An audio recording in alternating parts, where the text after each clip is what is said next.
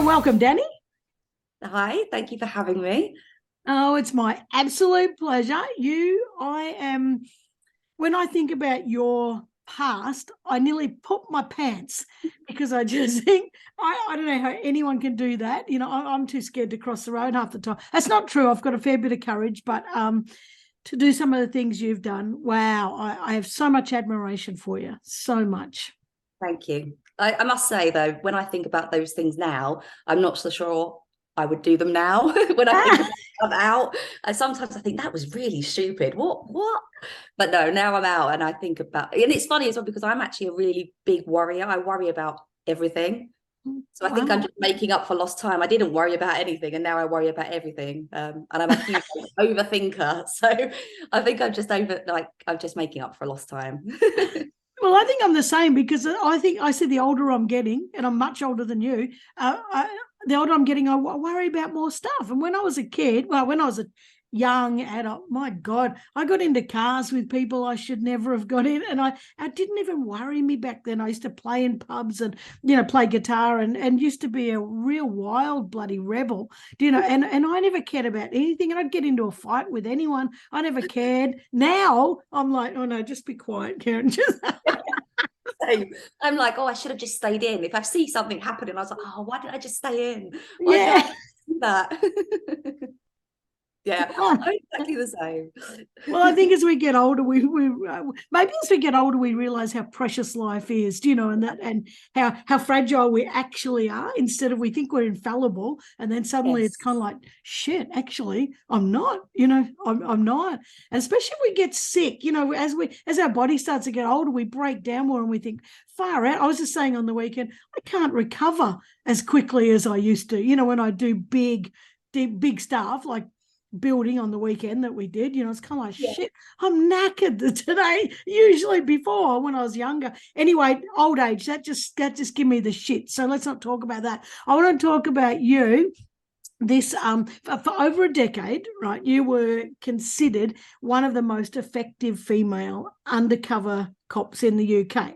That's a pretty bloody impressive title. Like that's pretty amazing. And I want to ask you a couple of questions about being a female in there, but I also want to. I've got 100 questions. In fact, if I could be on here all day, I'm going to have to try and trim my questions down just to the most important. But what got you into that? It's a question I get asked all the time, and you'll probably see throughout this. Actually, I fall into things without planning. There's never any planning. It's kind of just I'm chucked in, and then I just have to swim, and that's it. Um, so my dad was a cop. That's not why I joined. No one joins the same industry as their parents because parents aren't cool, are they? Ah, Um, and where I grew up, police weren't necessarily. That wasn't a cool job either. They wasn't disliked, but it wasn't something you considered. And I genuinely thought I was going to be like this hot shot power suit wearing lawyer. yeah. Didn't happen. um, and there was a recruitment drive in for the Met in London, where they were looking for females. It was just a female recruitment drive. And my dad said, look, you should probably give it a go, Dan. And I was like, no, I'm not. It's not for me. Then he was like quite convincing. So I just applied. I think I applied really just to get him off my back. Yeah. uh, and I still thought I was going to go off to uni and be this lawyer and have this incredible apartment in London. It never happened.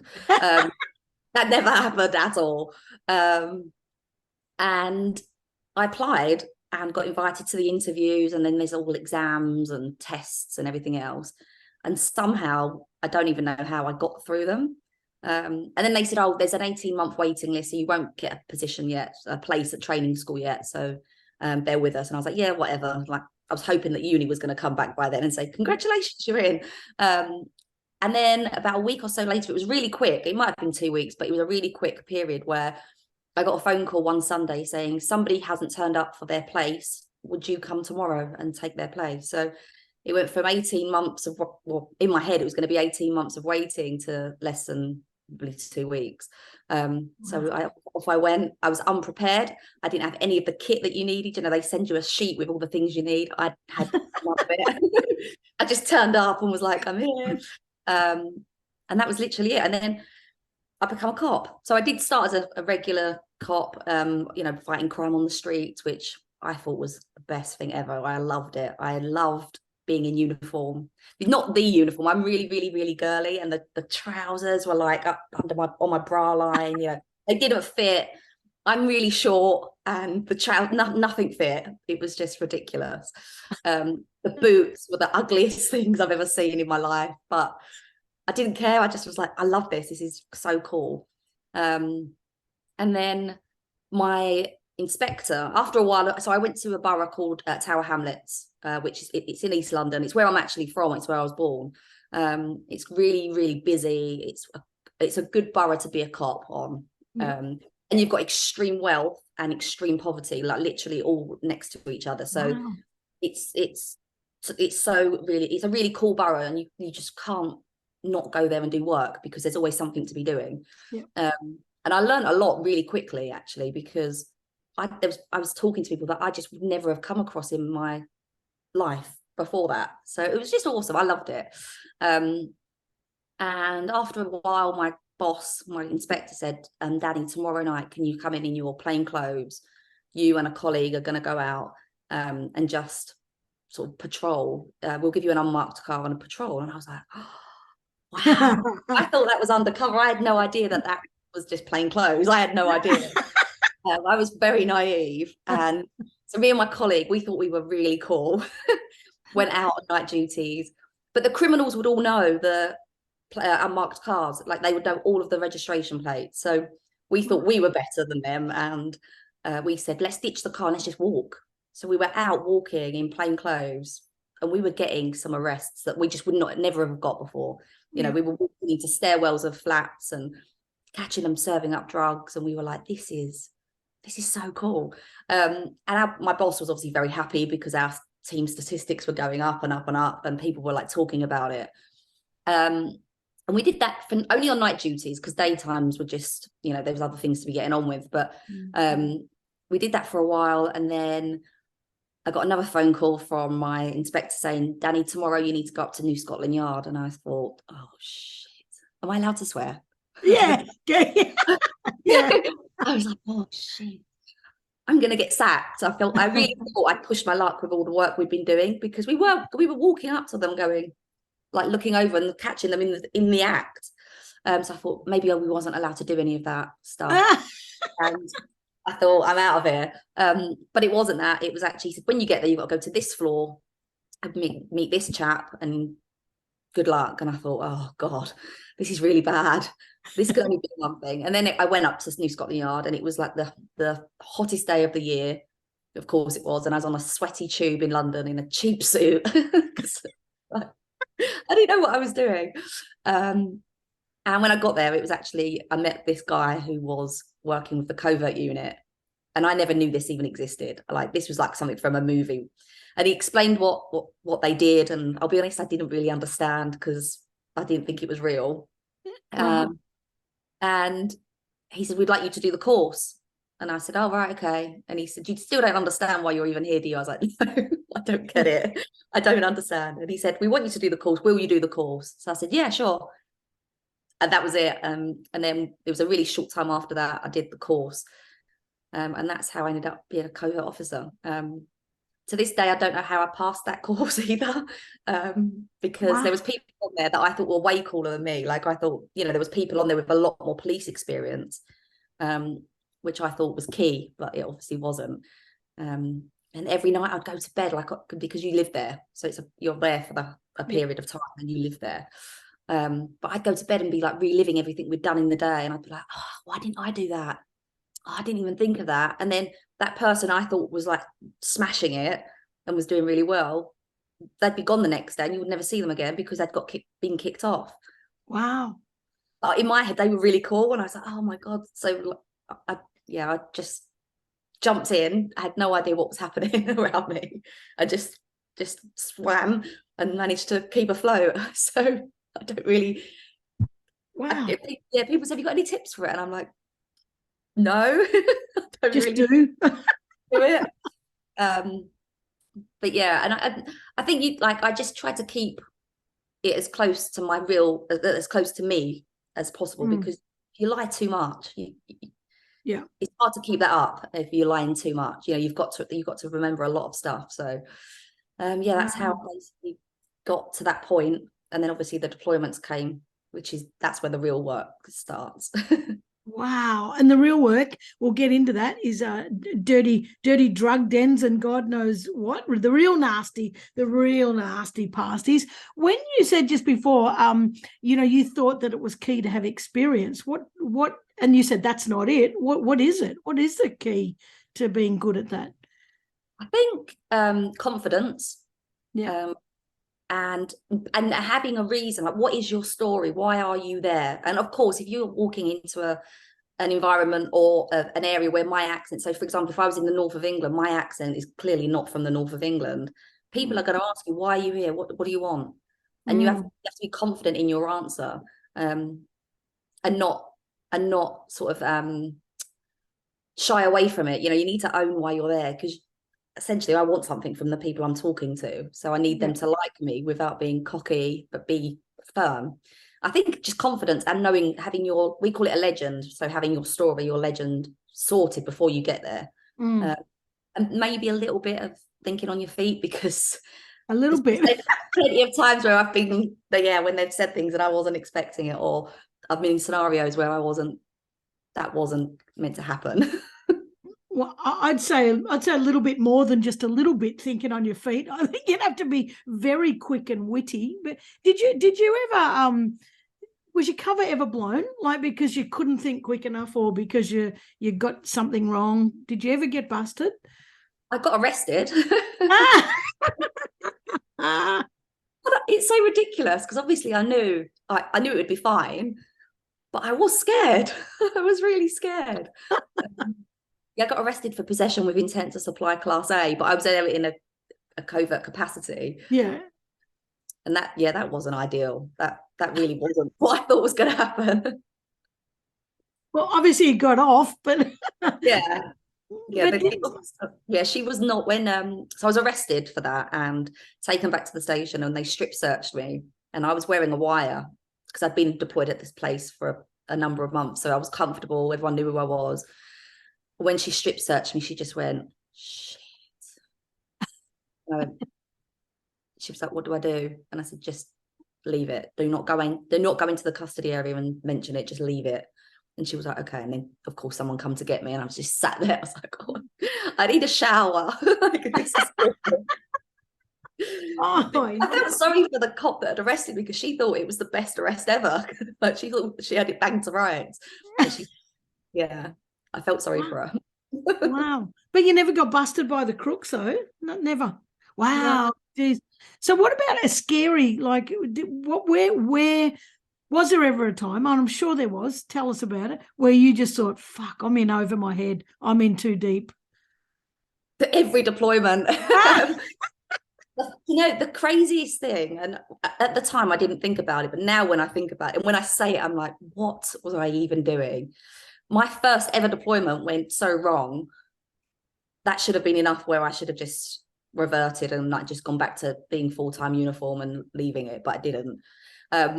I was deployed in a not very nice area of London, and all I was told was, Danny, can you go and establish if there is a supply of crack cocaine or heroin? If you know this area, like, there is that drug is available, like, we know it is. Anyway, I ended up getting in, we call it nutting into someone. I managed to befriend somebody who introduced me to his dealer, and the dealer served us up. He gave us the crack. This is my first ever job. I was so excited because I had the product, and I was like, I've done it. Like, I've just bought drugs. Like, that's so cool. And then the dealer decided that he took a shining to me, and he was going to walk with me after I'd bought the drugs. And long story short, he said, where's the gear? And I said, I've plugged it, because I thought, he's going to rob me. Like, he's going to want the thing back. And I really don't want that to happen, because I want to go back and show everyone that I can do it. Yeah. And he went, oh, okay. I hadn't, it was in my pocket. It was like, I hadn't put it anywhere. It was just literally in my pocket. And he said, I'll walk you. And I said, no. Like, I was putting on my best street accent. No, like my boy will kill me. Yeah, like he will, like literally, he'll kazaa both of us. Like, just go away. And he was like, no, I'll walk you. I'll walk with you. And I had this lovely, classy, high ponytail as part of my field craft. And he just, all of a sudden, it just turned nasty. And he just grabbed me by the ponytail, wrapped it around my hair around his hand, and pulled me into this alleyway. I don't know how graphic I can be, but he obviously wanted a sexual favor. And I said, I can't do that. I'm not doing that. Like, my man will kill us. Yeah. And then he said, no, you don't have to do that. You can do this instead, while he's undoing his trousers. But he's still got my hair. Oh. And I'm like, I can see the road. And I was thinking, do I run?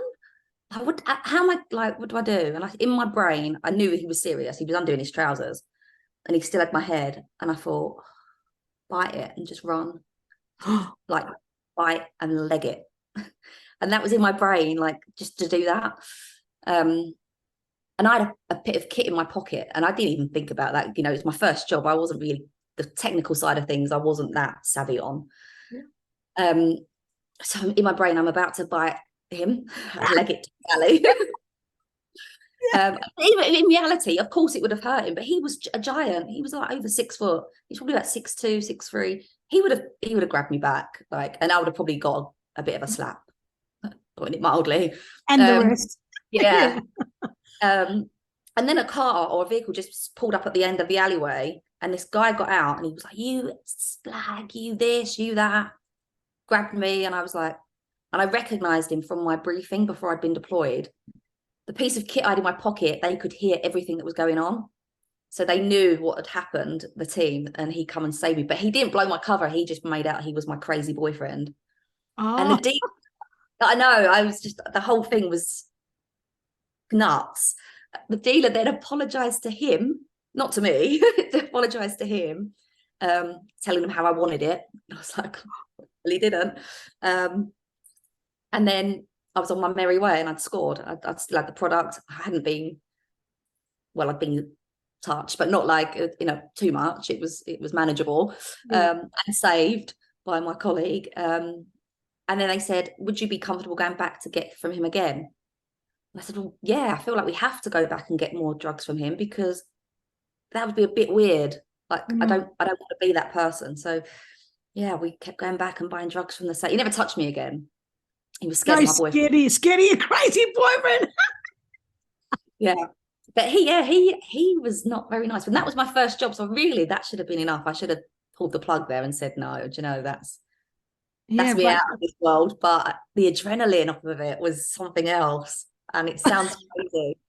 But and being told, like, all of my my colleagues in the covert unit, you know, they'd been there for years and years. And it was, I don't want to call it wasn't a boys' club. I used to call it the bigger boys' club. It wasn't what it says on the tin. It was, you know, they were just old sweats that had been there for years.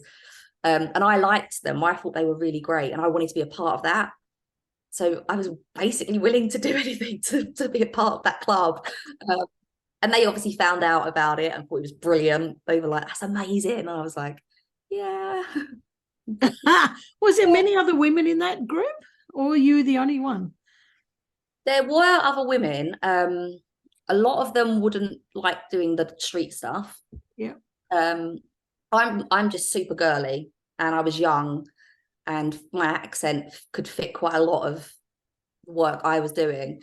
A lot of them don't like doing the street work, so they don't like to do the heroin or crack stuff, because a lot of, in the real world, a lot of sex workers would do their trade, and that's something that happens all the time. Dealers will say, do this to me and I'll give you it for free, and obviously that's not what we're there for in our capacity. And a lot of the girls in the team didn't like that, but there was girls that would do like club work, so like cocaine stuff and pubs or escort stuff like that. But yeah, there wasn't many, and I don't think there was hardly any full-time. So yeah, it was wow. Yeah. I just liked it, the adrenaline of it. It was fun. Bloody mad junkie you are. I just used to think, like, well, just give it a go, like, just try. You don't know, do you? Just go, just see what happens. And you had to, I found as well with the unit, once you proved yourself, so once you did all the horrible jobs, like the heroin and crack stuff, it's horrible. Like the people you're associated with, it's so sad because, you know, you're seeing the worst sort of things. But you don't get the good jobs, like the really good jobs, until you've kind of proven yourself. So once I'd done that for a while, I started getting really good jobs, and I was like, this is amazing. I'm getting paid to be at festivals, like driving Winnebagos, and being paid to do this. This is amazing. Wow. Yeah, or like going in like the 5-star hotels in London and being an escort. Like, this is amazing. This is up my street. I like this. I like wearing these clothes. Did you worry about that being an escort, that you know that you were going to have to eventually give the favor? Yeah. Yeah. But most of the points of being in that world was to establish who the dealers were. So even though you're there, it was crazy actually, because when you'd go into these venues, I as a regular person, I would never have noticed anybody there that wasn't that was there to be an escort or a sex worker. I'd never even clicked that was a thing. And then obviously when I became one, but not really, you'd see it everywhere. You'd be like, oh yeah, oh my God, there's loads. Like, Wow. and then you'd be like, oh, you're all working. But it was to infiltrate the workers, and then they would tell you who the dealers are. And then so that was it. So really I never had to engage with men, so to speak. I was actually dealing with other escorts, and they were lovely. Like some of their stories were, I could talk to them all day. Like it's a whole different world. Wow. And it's you know, it's the drug dealers, it's the dealers that are the assholes. You know, they just con other people into doing it. It's fascinating. Now, one thing you said is one thing you say is that you were living this double life. Do you know, and people, you couldn't tell people what you were doing, and you had to make up stuff. Now you got your dad who's already a cop, you know, and he understands the whole cop thing, and you go in as a cop, you know, and then suddenly you're, I don't know, something else, and you couldn't tell your mom, and you've got 2 kids, and you know, you had a partner in there at some point. He's come in, do you, like, and you couldn't tell anyone. So what were you telling them you were doing? Like a baker down at the bakery, or what were you saying to them? No, they just thought I was a police officer and overtime. That was it. My dad knew, because you obviously, for a safety aspect, if something happened, they'd have to let someone know. But this is what's so funny is, because they told me not to tell anyone, I didn't. I literally just did as I was told. They were like, don't tell anyone. I was like, okay. So I didn't tell anyone. When really, I think I probably could have told people, not like in depth, but I could have probably said, but I just didn't, because I thought I'd get in trouble. So I didn't. But they just thought I was, there's a saying in the police, in the Met, where they say you're job pissed, where you just love your job. And everyone just thought I was job pissed. And that I would just go to work and work all this overtime, and which a lot of it was overtime, but not in the sense they thought. So didn't your dad worry about you? Didn't he think, Danny, what are you doing? Why are you doing that? I think he quite liked it. I think he thought it was quite cool. You know, it's one of them things that if you don't know it, like not even people like know it exists. This unit exists. Like people just don't know. But my dad did know, because he's worked cases where he's had to use covert officers before, so he knew that unit existed. But I think he thought it was quite cool. I think he quite liked it. What'd your mum say when she found out? My parents are so different. Like, oh God, like it's really mad actually. My dad's obviously was a police officer. He was a rank. He's done very well for himself. He was privately educated, boarding school, one of those. And then you've got my mum, who's the youngest of a lot of siblings. And they have their own rules, so they don't necessarily ring the police when they need to. They just sort it out themselves. And she's the youngest, so she doesn't live in the real world. She'll kill me for saying that, but she's in a bubble. You know, no one. If I told my mum something, she'd just go, "Oh, okay," and that would be it. So when she found out, it was actually, she read it in a newspaper, and I was out of the police by then. So she read it in a paper and was just like, "Hang on a minute." She's really like hilarious. about you? And she still calls me Danielle. Why are you saying all this, Danielle? And I said, oh, Mum, yeah. So when I was at work all the time, oh, well, I'm glad I didn't know. She just, yeah, she was not happy. I'm glad I didn't know. Why would you do that? Why would you put yourself in that position? Let someone else do it. She's very much one of them. Don't you do it. Let someone else do it. And I'm like, well, that's not how it works, Mum. No. But yeah, she's if you ask Nash, oh, I'm so proud. But at the time when she found out, she wasn't happy. I Yeah. love it. Did you have kids then at that point? Or Yeah, I had children. And it's when I think about that, like I went back to work really quickly. I went back after 12 weeks because I had a baby and I was young, and none of my friends had babies then. And I didn't really know what to do. I was just like, I've got a baby, but I knew what to do at work. So I was like, is this a bit weird if I go back to work now? No, it's fine. The baby's 3 months. She'll love nursery. But it's funny because I put her in nursery at a young age and I didn't put my son in. And they are so different. Like my daughter's super confident. She can chuck her in anywhere and she'll be able to talk to anybody. Whereas my son's really shy. He's reserved. Like he's stuck to my side. And he has to be touching at all times. It's like another person. So they're so different. So actually it did her good. And it probably did me good going back mentally, because I don't know what, I only ever knew work. That was literally where I work. So I don't. So you just said you're a cop, you're working overtime, and that was it. But in the background, you could have been killed at any point. I guess, but I just think, I guess like you could, anyone, like I could walk out this afternoon, cross the road and get run over. I just think, well, I do think about things more now, but then I just didn't. I didn't think I was superior or, unbreakable, but I didn't have the fear factor that I have now. No way. Like, no, I thought it was normal. It was normal to me. And you were pissed on your job, so it really didn't matter. No, I loved work. Literally, I loved it. And I never said no to any job. They'd be like, Dan, can you go too? And I'd go, yeah, sure. And that would be me gone. I just, yeah, I wanted to be a part of that club because it was so respected. And I had so much admiration for my colleagues. Like some of the stuff they used to tell me, I'd be like, that is like born. Like, that's really cool. I want to do that. And it's funny in our house because my partner's Ben and he's on Hunted and his background's really cool. I always say he's more James Bond and I'm Bourne. And he's like, yeah. Like we have that in our house. We have a bit like that. We say the kids are spy kids because the stuff they overhear us talking about, it's like, but they don't know any different either. They think it's normal. It reminds me of that show, and I can't think of what it was. Jamie Lee Curtis was in it, and she got caught up in some undercover thing. Do you remember that old movie?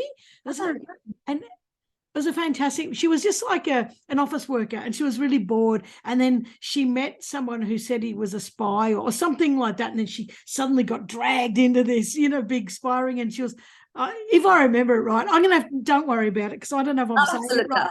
But it's kind of that, I'd forget about it. Don't worry. And why did you quit? Like you did this for 10 years. So what was it that okay, because you said you were drunk on it. I love this stuff, love it. But suddenly you went, I'm not going to do it anymore. What happened? Why? I think, well, I was pregnant with my son and I had a really horrible pregnancy, loads of complications. It was all awful. And obviously then I started thinking more. I like to think of it, I just grew up. Yeah. It sounds a bit silly, but I wasn't institutionalized, but I was a little bit. So my whole life revolved. I thought I was a lifer. I thought I was always going to be in the police for my whole service. And I would never leave. And I was excited to get my pension. But then I fell pregnant and I could see the job was changing. And it was changing. I'd been for a horrible divorce. And I don't know. I think I started to think a bit more. And then I went back to work after my son was born. And one of my last jobs, my last covert jobs, wasn't the best. I was attacked by this guy. And at the time, I was happy that we'd got him. Like, I was really happy. I was elated. And then I went home and thought about it and thought, well, I've got 2 kids now. Like, and I am a single parent Yeah. with 2 children, and they do have different dads. I would never want my children to be split. But if Yes. something happens to me, then Mm. happens to them. And my daughter was getting to the stage where she, she was older. She's not a baby anymore, where she doesn't know that I'm not there. Some days I would be literally putting her to bed. My mum would be over. My mum would think I'm just going to go to work and work a night shift. And I would be rushing back to get back in the morning so I could take Amelia to school, sleep for a few hours, pick her up. And it would just become that cycle. And then I became pregnant with Albert. And I didn't really want to do that again. So I think I took a career break. I didn't just leave and chuck the towel in. I did take a 5-year career break. And it was during the career break I moved overseas and decided this just isn't for me anymore. I've seen another world. I don't think I'd seen. All I knew was police. And my friends that weren't police did a 9 to 5 in the city. And I just saw a different world and thought, actually, I'd quite like some of that. I'd quite like to do that stuff. And I liked being a mum. I liked being the one that done the school runs, or could go and watch plays or do the sports days and things like that. And I'd never done any of that before. I missed everything. So I kind of liked being mum. Wow. And so you moved to Spain. We moved to France first. I moved to France for a couple of years, which was really cool. It was really fun. I love the French accent. They don't like my accent, but I love their accent. And my daughter went to French school, so we just threw her in at the deep end, and she was the only English kid in a French school. No one spoke English. It was brilliant. So she reads, writes, speaks fluent French, which is pretty remarkable for someone like me from my area, where I grew up. People don't speak anything apart from English. So that was really cool. And then we moved to Spain just before Brexit. Wow. And so now you're in Spain with Ben, who you talked about before. And I want to talk about Ben in a minute because he's doing a show over here, and that's why you're in Australia and all that. And you started up a cybersecurity company. So it's kind of like you can't get enough. You just you just want to keep, I'm out of that. Now what else can I do that's digging into the criminals? And honestly, if I told you some of the stuff, like, you just would be like, how does this happen to her? Like, I am a shit magnet. If anything's going to happen, it just comes my way. Like, it's just that I fell into that. So I filmed a TV show in the UK that was ridiculous because I fell into it. I'd spent my whole life under the radar. And a good friend of mine who was also a covert officer, she was a really successful detective sergeant, so she had a unit to run, so she wasn't deployed as much as I was, but we always stayed in touch. We became really good friends, and today she's still one of my really good friends. She rang me and said, she left the police, I'd left the police. She rang and said, Dan, I've got a job for you. What do you think? And she started explaining a little bit. And I said, well, what's the day rate? And she told me. I said, yeah, it's all right, that's not bad. She said, great, it is the address. Can you go on Tuesday or whatever day it was at this time? So I turned up, and I didn't realise it was an audition for a show. And she kind of worded it because she knew I wouldn't go if she'd said it's for TV. I wouldn't have gone. And TV people are very persuasive and very nice and complimentary. And the producer was like, oh, if you just do a quick take, just a quick piece to camera. Oh, and she was all very nice, and no one had ever been that nice to me before. So I felt obliged. I was like, I'll do it, but I'm really not going to be on TV like this. I can't do that. And she was like, but why not? I was like, I just can't. Like, I can't do that. That's really big betrayal. I can't do that. Anyway, I did the piece to camera, got a phone call saying, we would love to have you on the show. And I was like, oh God, I can't believe this is happening. And it was Hunted UK. So it's the first ever Hunted. I know they do it here in Australia now, but it was the first ever one years ago. I think we've done I want to say maybe 7 or 8 years of it now. So we did it. It was a hit. They loved it. Then they used myself and Nick, my friend from the police. They used us, me and her were partners on the show at the time. And they used me and her as promo for the show. And they used Ben, who's my now partner, and a good covert police officer called Peter Blexley. It was us 4 that did all the promo stuff. So us 4 become like a little friendship group, and we went drinks together. And so that's how me and Ben ended up together. I was going to ask you, but now you've answered that. Yeah, that's great. Yeah. She didn't mix business and pleasure, but it just worked. um, and so I ended up on that TV show, and it just went from strength to strength. And then obviously I never had a network. I only had my police friends, really, and some of my old school friends. But then I started to see this bigger network, and somebody on the show owned a online intelligence company, which just blew my mind. Like, they basically did what I did in person, but online. So it was like all online investigation. And I was like, oh, tell me everything. Like, how do I do this? And so he lives in Canada, and he told me absolutely everything he did. And I was like, I want to do that. I can do that. Like, that's my job. But online, that's even better. I love this. So that's how I ended up in cyber, the world of cyber. And there's a little bit more to it, of course. We're not technical. We don't, we have people that can do pen testing, like blue team and red team and that sort of thing. But anything online, so we look after quite a lot of CEOs, like C-suites of companies. We will see what the threats are out there on them, which they always say, I don't have an online presence. And I'm like, you're a CEO of a company. You definitely do have a presence. You really do. So that athletes, we get a lot of athletes who ask us to either check how they are online, if they're secure, or can we clean things up for them because they don't want that on there anymore, or they're scared that it gets taken wrong. Their private lives, athletes' private lives, or people in the public eye, not just them. Actors, their private lives are.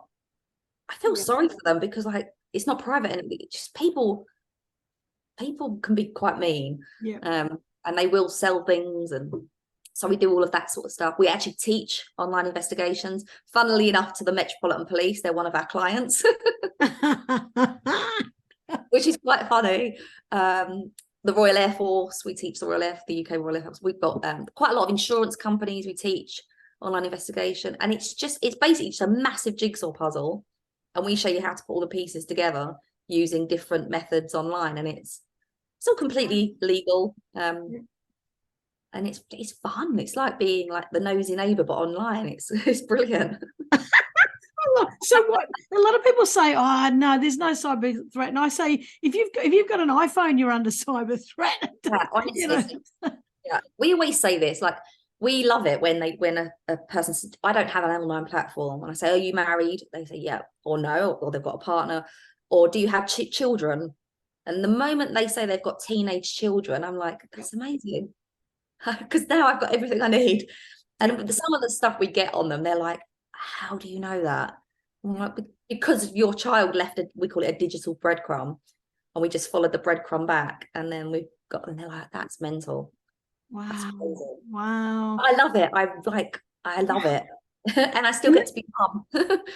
Wow. And the kids don't know, do that. The teenagers are so bloody naive on TikTok and on Snapchat and all that kind of stuff. They've got they've got these, Snapchat's got these maps where you can tag each other, where everybody is and I'm like, I said to my daughter, don't you bloody use that. Why not? And I said, because anyone can hunt you down. And it's not just your friends. Like, you are just exposing yourself to everybody. No, I'm not. You don't even know. You don't even use Snapchat. And I said, well, I'm not a fucking idiot, though. Like, I get how it works. No, it's so funny because we have quite a good relationship with a lot of the platforms like Instagram and stuff like that. They're very good. If there's something that needs to be removed, they're pretty good. I mean, there's arguments at the moment I see every day is how can they censor some stuff and not censor other stuff, and that's a whole different argument. But when we approach them with something direct, they're pretty good, and they will get it either removed or they'll sort it out. But the one that never sort of helps much is actually Snapchat. Yeah, like we'll be like, can you? And they'll be like, no. And I've got friends who are still in the police, and they're like, we've asked them on criminal cases, they're like, no. wow, just help. Come on, we're trying to do a good thing. We're the good guys here. Like, we do, and that's something we do. We do when we approach our work. We think like the bad guys, but in a good way. So we think, what would the bad guys want? How would they use that? And then we'll relay that information. But Maybe I can come and work for you, because I think like the bad guys. My partner just me, why do you even think that? How did you even get that in your head? And I'm like, you got to think like the bad guys. Why? Why do you have to think like the bad guys? And I said, because then you can always be a step ahead. You know, you can be a step ahead. Imagine what they could do or would do or might do or something, and then you can prevent half. And she's like, God, you waste a lot of time in that head. This sounds like a conversation in our house. Ben says that to me all the time. He's like, how has that even entered your brain? And I'm like, well, I was thinking about this and this and this. And he's like, why? And I'm like, because I did. I don't know why. Oh shit, I love it. Yeah.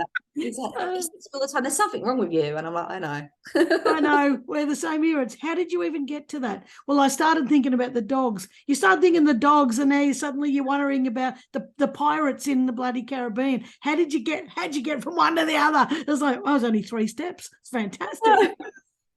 I know. But I do think that, and because of the media as well, like TV, people report on these things more now. So Yeah. we talk about it more, whereas before we never used to talk about it, but now we do. So Yeah. actually we Wow. start getting paranoid.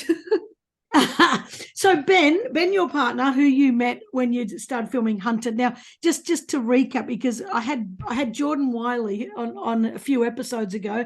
Jordan's a great friend of yours. Jordan was doing the Hunted show with you in the UK, and so Hunted is, well, no, you explain it, because I'm going to explain it terribly. So you go, because you actually did it, not me. Yeah. Well, it was supposed to be a one-off show about surveillance state, to show how many, how our lives are captured by the state. Yeah. And it became a bit more exciting, and they said, actually, this could be a real life game of cat and mouse. And it's basically members of the public trying to evade capture. I think we did it for 21 days from experts. So the experts are me, so my background, obviously policing, there's other police officers, military personnel, British intelligence, and we all come together, and we're supposed to be the UK's elite. Yeah. I'm not sure about that, but we're supposed to be the UK elite, and we just try and capture the members of the public who are trying to stay away from us and live. A lot of them try and live off grid, and they will like ditch any technology and stuff like that. But we did have, I'm not being boastful, but my team did always have the most captures because I'm so competitive. And I think it was like, if they got away from you, like if they outdid you, they'd win $100,000 or something like that. Is that? And did anyone win? We did have people win. Yeah, that didn't go down well when they won. We were not happy. Nor were the payers. No, well, yeah, quite. But we do a celebrity one as well in the UK, and it's all for charity, and that's much more fun. It's light-hearted. Like you don't mind them winning because it's for charity. Yeah, you kind of, and to be honest, because it's celebrities, we get a little bit starstruck, and you get a bit giddy, because you're like so and so, like, can I have a picture? Like, it's so embarrassing. But you kind of have to do it. Me and Jordan were the worst, because we were crewed together, and we would be like, that's like them off the, come on, let's go and ask them. And it was so ridiculous. I'd go to Jordan, you do it, and he'd be like, no, you do it. But yeah, and then Ben actually was invited to the USA. They did it in the US a couple of years ago, which was incredible. I obviously went with him, because why not? Who doesn't want to go to Los Angeles for free? So we all went over to Los Angeles, and he filmed it there, and it was incredible. Like the budget they had was a different level of filming to what we have in the UK. But they didn't recommission it, and it was like, we were gutted. And then we were in Spain. Ben and I were in Spain, and somebody just messaged us and said, have you seen that Australia are going to be doing Hunted? So I'm very much of, like, I now get networks. I totally understand networks are everything. Yep. And if you don't ask, you don't get, but there's no shame in being told no. So we emailed the exec in Australia and said, oh, we hear you're doing Australia Hunted. We'd love to chat. We do the UK one. And obviously Ben he's like the golden boy of hunted. We call him golden balls. Hunted UK, and he's got a very nice English accent. He looks great on camera. He's very good at his job. So they literally bit his arm off. They said, no, we don't need you to me, but you can come over if you want. And I was like, of course, wherever Ben goes, I go, and wherever I go, Ben goes. So it's great. So he filmed last year, Hunted Australia, and then they invited us back again this year. And he's just left about 10 minutes ago because they're doing, I'm not supposed to say any of this, by the way, because they're not supposed to be telling anyone they're filming yet, but they are. And they're doing a night shoot tonight. So he's gone off later. He normally leaves earlier than this, but he's gone later today because they're doing a night shoot. And from what I know, this year's is even more insane than last year's. It's they've got all out. It's really cool. I'm really excited to watch it. Wow. And this is in Melbourne. Yeah, so they film, I think it's near Maidstone. I don't really know this area very well because every time we've been, we're kind of in the business district because it makes sense for us to be here. It's really nice and it's busy and it's lively.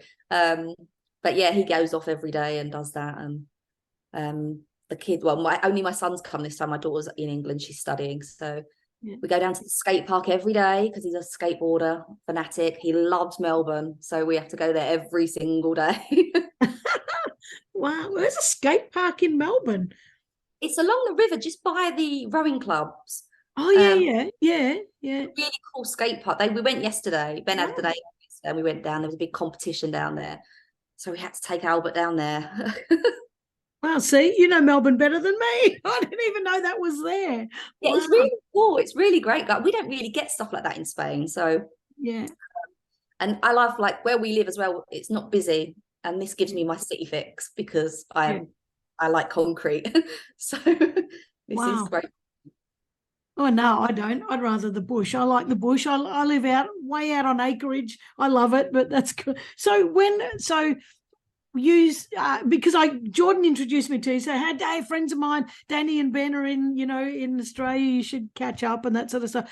I think you said you're going back soon in a couple of weeks. So have you finished? Will he have finished filming, or are you just going back? Or yes, I'm just curious. I'm a busybody. So Ben finishes filming next week. Yeah. And then we're here for 2 days after, and then we're not flying back to Spain. We're going into London because I've got a book launch. So my book's being launched, and my publisher is in London, and they're having a big thing. And I said, I'm a bit nervous. What if no one turns up? That'd be bad. I said, what if no one comes? That will be really embarrassing, but that will be really bad. But it won't happen. I'll get over it. No, people will turn up. So that's a lovely segue into your book. So it's called, what is it? The Girl for the Job. So this is your and it's all about you being undercover and all that sort of stuff. Is it that what it's about? Tell us what we're going to expect when we read it, because I want to read it. By God, I want to read it. So I don't even. This is so mental. Like, I said I don't know how I get myself in these situations.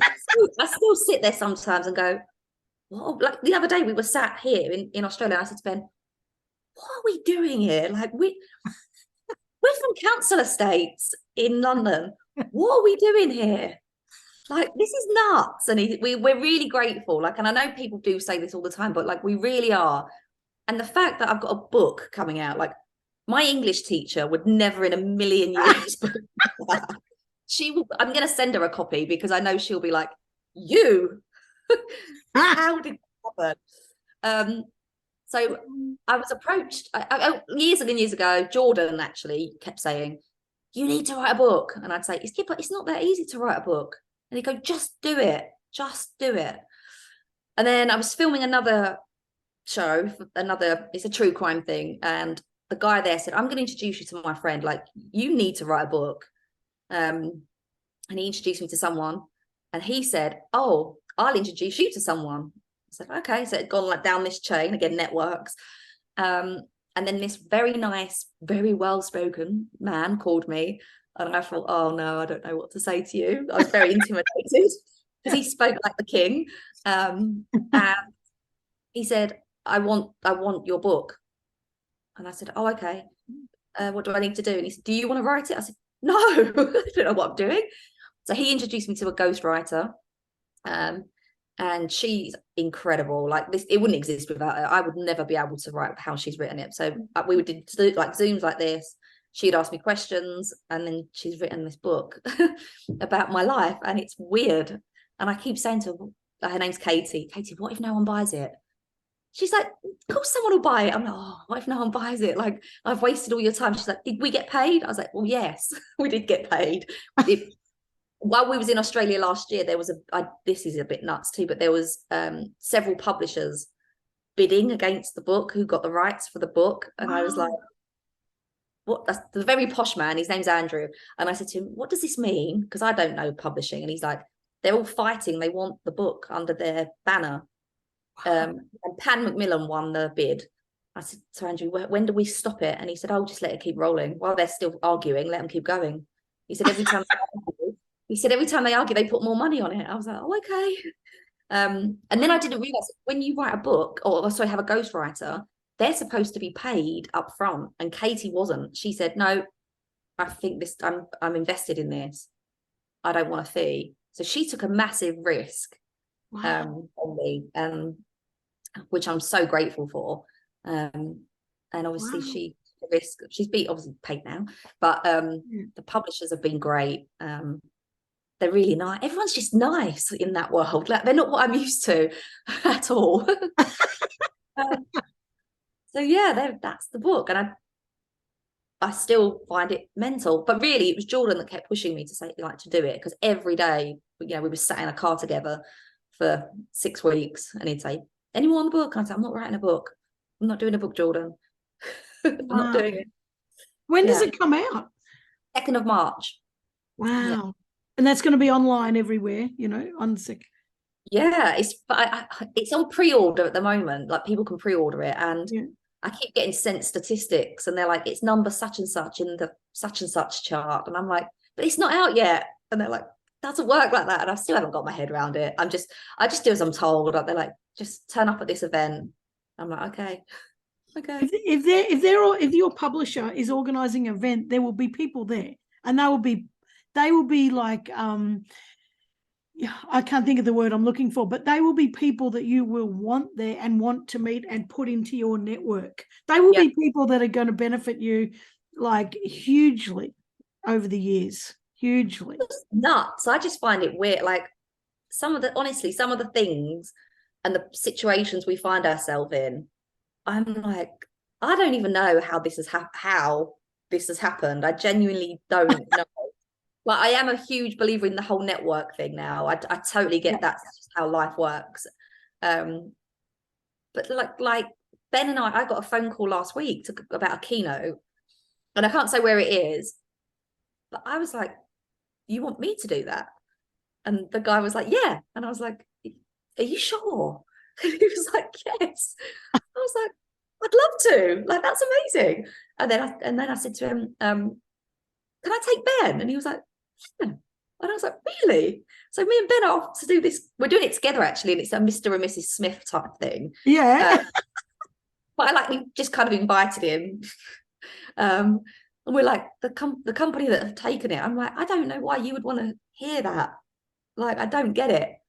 But because it's exotic, because you've lived this life and still are to some degree in some of the stuff you're doing, that people only imagine. It's movie-like, it's kind of like, I can only ever imagine that being in a fantasy world on TV, and I would never go there. My God, I'd be too scared. So when you get the opportunity to read, because we've got Hollywood that makes shit up, and often it's based on stuff. But when you actually read a real life or watch a real life thing like this really freaking happened, your mind goes, how the hell, like, wow. And so that's why people are going to read it. That's why people want to hear what you're saying. It's such a wow factor.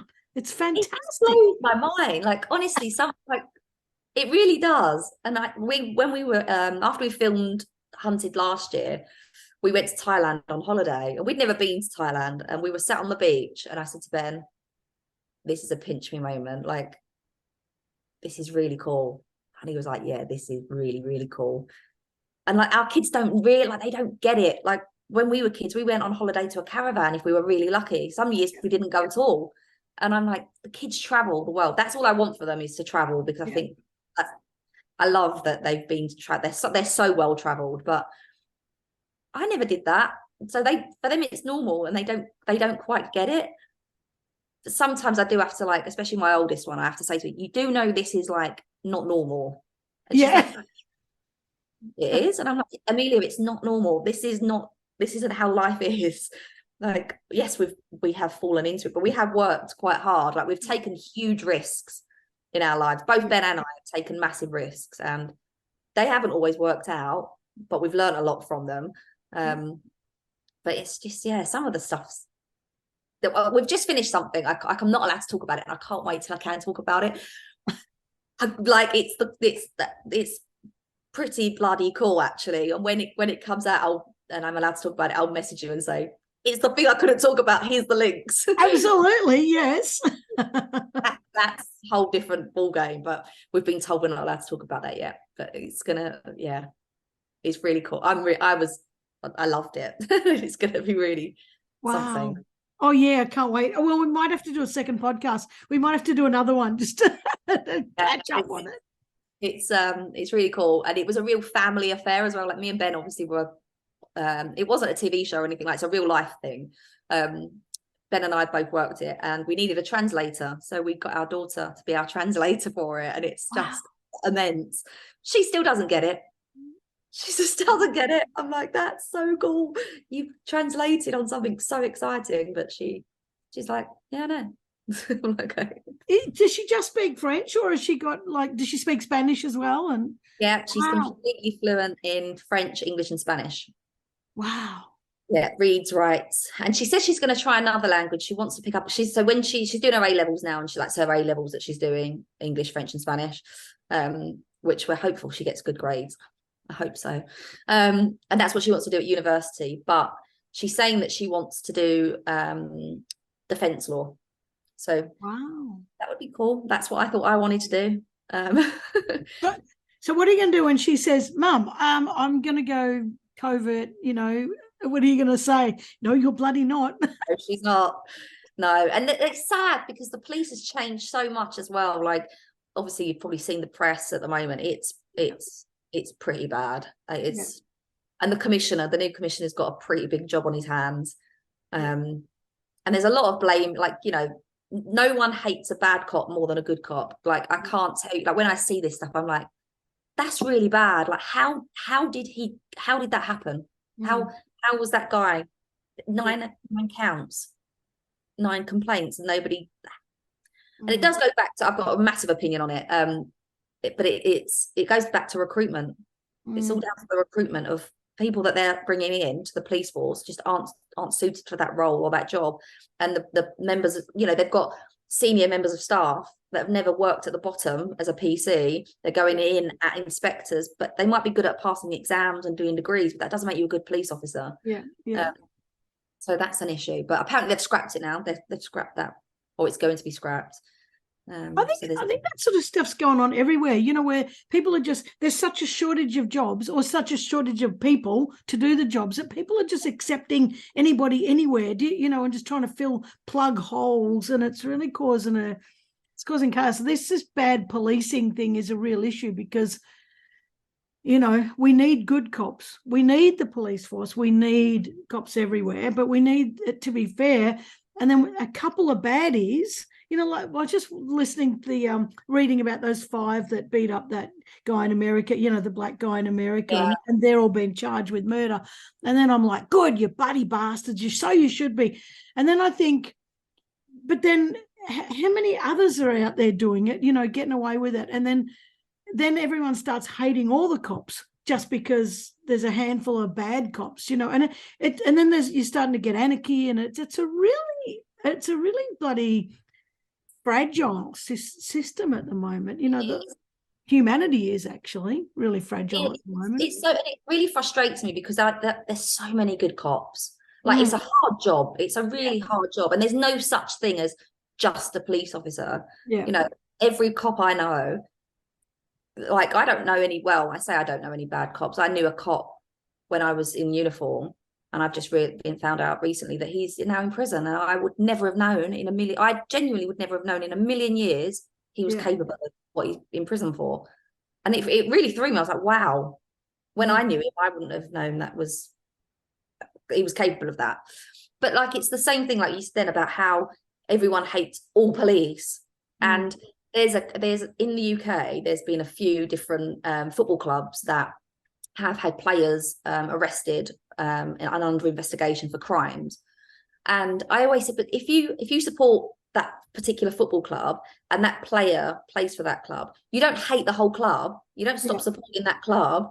You yeah, just think, oh, that's really out of order. I hope they get rid of him. So yes, what's the difference here? Like, I get the police are meant to be trustworthy. They're in yeah, a position of power. But there's like 36,000 police officers in the UK. Like, there's like, of course, you're going to get horrible bad ones, and it's outrageous what they've done, and they should absolutely be punished. But don't tarnish all the cops with the same brush, because it's not fair. no, It's not fair. Like, yeah, it's really upsetting sometimes, because you think, I know so many cops that put their job before their families, yeah, their own self, and then they're being told and called all sorts. yeah. And I think the respect for the police in the UK is gone. Oh, and here as well. You know, I hear so many. Oh, I hear buddy pigs, but I won't say all the names I hear because they're probably a bit harsh for the podcast. But then I think to myself, geez, you're an asshole, because you'd be the first one to call a cop if someone was breaking into your house, or if one of your kids was being bloody, something happened to them. You'd be the first to bloody ring the cops and say, well, why aren't the cops here? But in the meantime, you're calling them biggest pigs in the under the sun, and we can't change humanity. What I'm interested in your better wrap up in a minute. Your because otherwise we'll talk for 3 days. I know that your view on drugs has changed, because when you first started, you were like busting people and busting all the dealers and everything else, and thinking, if I get these, well, I'm making this up because I don't know you were thinking this, but I'm making it up. If I get these guys off the street, there's going to be no more drugs, and we'll wipe it clean. And I imagine a young gung ho undercover cop was thinking that. So Yeah. I know your views changed a little bit now on what's the difference between then and now in your thinking about drugs. I think back then, and I know I say this a lot, but I just was stuck, do that job, and I'd go, okay, and I'd go and do it, which sounds ridiculous. I didn't think really for myself. And I didn't really understand that if I go and buy drugs from some young lad in a street, off the street or in a stairwell, he's arrested. Someone else will be back in his spot within that afternoon, the same afternoon, because it's not him. Yeah. So we're now arresting him, convicting him, putting him into the system that's not going to rehabilitate him in any way at all. Yeah. But the people at the top that's responsible for all of this, the real drug dealers, they're not being touched. They're untouchable. We're buying for the street dealer don't even know who the top dog is. So we're just causing more problem. And it was actually when I left, I went and listened to, because I am a bit sad, I went and listened to Professor Nutt, David Nutt. He is so cool. And he's explaining, how his view on drugs, and Yeah. oh yeah, that makes sense. And then there was another guy who spoke after him called Neil Woods, who is also an ex-covert police officer. And he said the same thing, that he thought he was going in, arresting people because it was the right thing to do. It was illegal. So if it's illegal and you get caught, that's what happens. Mm. So he thought he was doing the right thing, but he wasn't. He was just adding more and more pressure onto the prison systems. These kids were being convicted of something that they didn't really know that they were doing any wrong, because 9 times out of 10 they will be minors, they'll be young kids. Mm. And I just had a moment, and I just sat there and thought, they're right. Like, they're actually right. This doesn't make any sense. Like, I wasn't doing I was doing my job, but I wasn't was I really getting any satisfaction for that job? Was I making a difference? I don't think so. I think I was probably making things harder, that we were getting more drug dealers because we were arresting one and then someone else was being put in that place, and then they'd get arrested and then someone else. So I just thought that's not going to work. And it was only because I'd listened to them speak and I'd left that job. And I thought about it and I thought, yeah, actually that's just not going to work. And since then I've like really looked into like drug reform and stuff like that. And it makes complete sense. Like it really does. The way that the world is, they're not going to get rid of drugs. We're not going to get rid of it. So let's come up with a good solution to like make it better. But I don't think the UK are quite ready for it. I just can't see that the UK will follow the steps that Canada have now introduced a new law. I think it's only a trial, like a pilot, just to see how it works. But I know in Norway, they do it. They allow you to have a certain amount on your person. It can only be obviously for personal use. But already things in Norway are better. If you look at like crime statistics and things, it's better. So. Wow. I think we're allowed to have cannabis here. I feel personal. I don't know. I don't take drugs. I don't want to know, but like I just keep right of it because it disgusts me. But so sorry if you're listening and you're a druggie. I'm sorry. I can't stand it. I can't stand, and I can't stand it because of the dealers. Is particular. Like I can't stand that they just keep hooking innocent people, into addiction. That's the bit I can't stand. It's not that I can't stand the people who fall into that. I can't stand these bastards who are, and they don't care. It's all about money. They don't care for people's lives. I just hate the drug system. But these people at the top, like, are we ever going to manage it? Or how do you stop them? Because as far as I'm concerned, and I may be wrong, and you may go a different way with being, coming from the police force, I just reckon the whole bloody thing's corrupt. I reckon that the people at the top in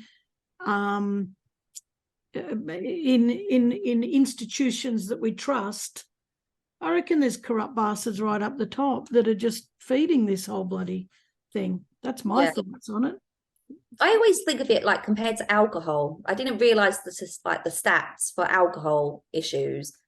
Like that's a big problem. But when you look at the tax off the back of alcohol, it's like that's why it's not illegal. That's the only reason it's not illegal. And I was listening to a podcast actually a couple of weeks ago, and it's a guy called Spencer Matthews, and he was actually on Hunted. So he's a reality star. Yeah. He was on Hunted, and we did catch him. Me and Jordan got him, which was great. And he talks about, he's got a company where it's alcohol free, but it's like gin and other alcoholic drinks, but it's all alcohol free. And he was talking about the tax and how much it costs like the NHS to deal with people with alcohol issues and stuff like that. And it was actually higher than people with drug issues. And he was saying that the government won't stop it because they earn too much money. And it was like, wow. Same with cigarettes, same with all of the pharmaceutical bullshit. It is so corrupt. I always say, people say, in the health industry. Well, that's not bloody health industry. It's a sick industry, and they want us to be sick because there's so much money to be made by sick people. And it just is same deal. Alcohol, drugs, a whole bloody lot. I don't think you can beat that sort of high level corruption, but it's I think people still have to try, because if otherwise we're just going, you can do whatever you want, you can run the world, no worries, you can take the life out of all the little kids, you go for your life. I don't think we can sit back and say that sort of stuff. I think we have to try to some degree. I think as well, after the pandemic and everyone's opinion, I think everyone's like sort of sat back and gone, what is going on in the world? Like, what is happening? Like, this is like, we were really fortunate over that period. We lived in Spain and it was summer and we had a swimming pool in the garden. Like, we worked from home, so it didn't actually impact us. It obviously did impact us because we couldn't leave the house, the kids' schooling and stuff like that. So we were fortunate. But then I've got family and friends that live in the UK, it wasn't summer, and they were in a tiny little apartment, and they said mentally, what it did to them mentally was just something they can't even explain. Yeah. And I think that's just so sad. Like, Yeah. and obviously there's loads in the press about it and stuff, about how people coped with that. Like, Yeah. and I said to Ben, we never really fully appreciated what it was doing to other people, because for us, life kind of just was almost a little bit normal. We just didn't go out. Yeah. We went in our garden, and it was really strict in Spain. The lockdown was very strict compared to the UK. We weren't allowed out. You was like, one person was allowed out to go to the shop to get groceries, and the military were at the door of the grocery store to make sure you had the gloves on and masks and everything else. And they would let like 3 people in the shop, and then you'd have to queue, and the queues were like crazy. Wow. Spreading COVID in the queues. Yeah, it was so like intense. But really, that was our hardship of it. And it's only since, like, when people are now talking about it, that you realise actually we had it really easy in that period compared to a majority of other people. It's really, really like food for thought, isn't it? It makes you think. Even my own mum said she found it really hard not being able to like see her family. Yeah. But yeah, it was. We had it really, I'd say we had it good here because we're on 11 acres and we can have the whole 11 acres to ourselves. And same thing, we just couldn't go out. Only one could go shopping or something. And it was kind of, well, that's pretty normal for us anyway. Only one, whoever's out goes and does it, so it didn't really impact us. But yeah, so I think the whole world's gone mad. Like, I really think that I'm seeing so much aggression, so much anger, so much, I don't know, there seems to be, people aren't thinking straight anymore, and it seems to all have stemmed from COVID. But when we came last year actually to Australia, the paperwork we had to do to get to travel, and I mean, we were like scared, and I kept saying to Ben, why are we scared? We travel all the time. What are we scared about? Why are we like? But I'm not gonna lie, we couldn't get, obviously, no direct flights, not even just one layover. We had to go from Spain to London, and then we had to have more tests when we got there because the time it wouldn't have been enough time. And so we had Spain to London, London to Germany, Germany to Singapore. In Singapore, we were just all everyone who got off the flight that was flying to Australia was put into a separate room. We were given these little like wristbands. Oh my God. We just sat there for 4 hours, like no drinks, nothing. We just had to sit there in this room. Wow. We didn't have like, okay, we just did as I told, like we weren't complaining or anything, but we were like, this is crazy. And then when we landed in Australia, it was like absolutely fine. There were still restrictions though in Melbourne at the time that we still had to scan in and stuff like that. Yeah. And I kept saying, because I didn't have, like, I was like, what? I don't live here. So, like, what do I have to scan? And they were like, oh, you can sign. And I was like, oh, okay. And I'd sign the piece of paper and I'd be like, what happens with that? Like, what happens with this piece of paper?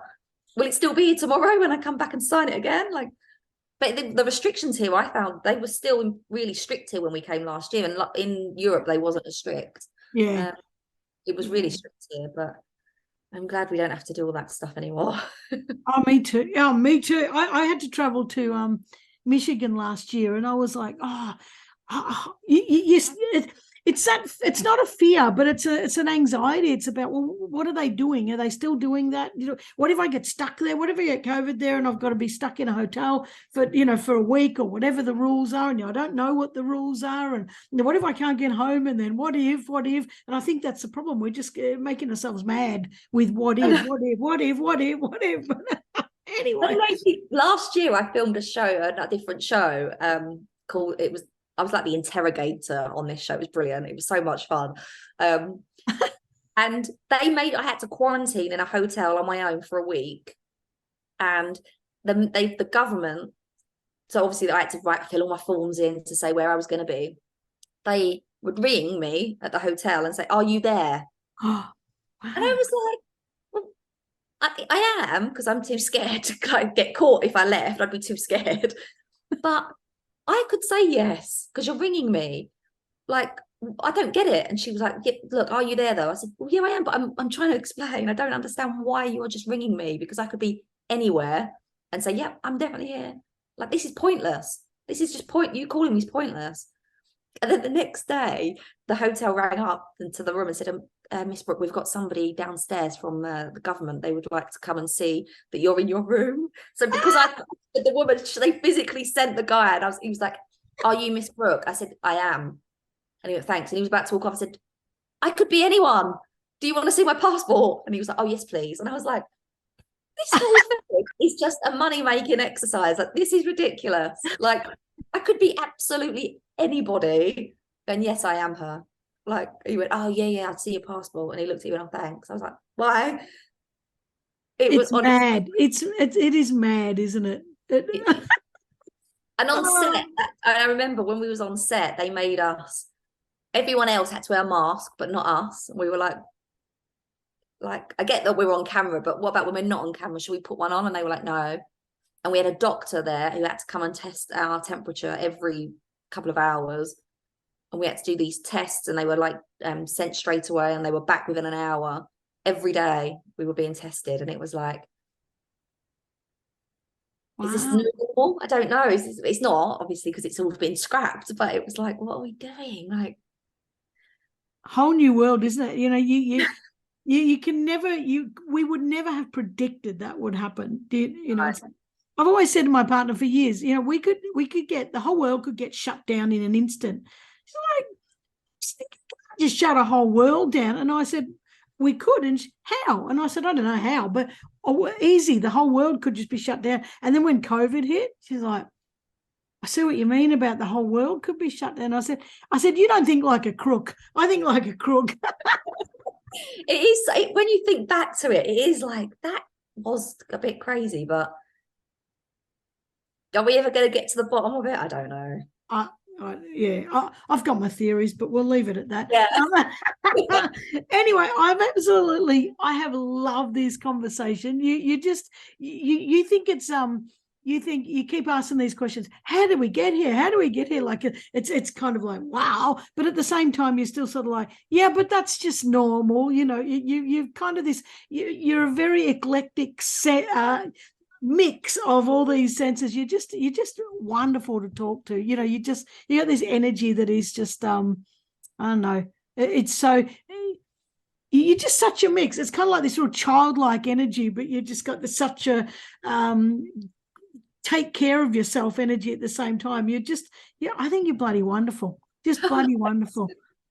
I really do. That's what my mum says. I thought I was going to be put in the same box as you, and now I'm in with your mum. All right, I'm probably more your mum's age, but that's fine. So where can people follow you? Where can people find you to keep up with what you're doing? I have Twitter. I have all these normal platforms. I have Twitter, that's open. I did have a locked Instagram, and I was advised, look, you've put your whole life in a book. So like having a private Instagram, probably don't worry about it. So that's open. So Instagram, Twitter, obviously LinkedIn. I don't use Facebook because it's toxic. Yep. I just haven't got time. I haven't got time. But it's all the same handle, Danni G Brooke. But yeah, and I do try to get back to people. I had a really great keynote the other night with the University of Law, which was really great fun, and the crime lab, and they all started messaging questions after. It's funny because people say, oh, no, I have no questions, and I'm like, I don't mind, you can ask me anything, like, you are not going to offend me or upset me. No, there's no question off limits. And they always say no. And then after, when I say, if you have a question that you didn't want to ask publicly, like, feel free to DM me, and I will promise like to try and get back to you. And then there was about 20 questions when I went on. So I was like, why didn't you all just ask that? Like, there was nothing like it was. I always try and get back to people if I can. Yeah, I love it. All right, well, I'm going to put all those in the show notes anyway, so people can connect with you or people can follow you. And I hope people go get your book, because I'm going to, and now I know I can pre-order it. I'm going to do that because, wow, what a story. You know, I just can't. Because you will have only told the tip of the iceberg here, and that book, I'm sure, has got some really juicy stuff in it. Oh God. I know. I still find it just nuts. I don't know. We'll see what happens with it. We'll see. No, it'll be fantastic. I can't wait. Can't wait. Well, thank you so much for joining us. Really, really appreciate it. Really appreciate your time. Love everything you're doing. Thank you. Thank you so much for having me. And if there's anything you need from me, just let me know. I will. Thank you so very much. Thank you. See ya.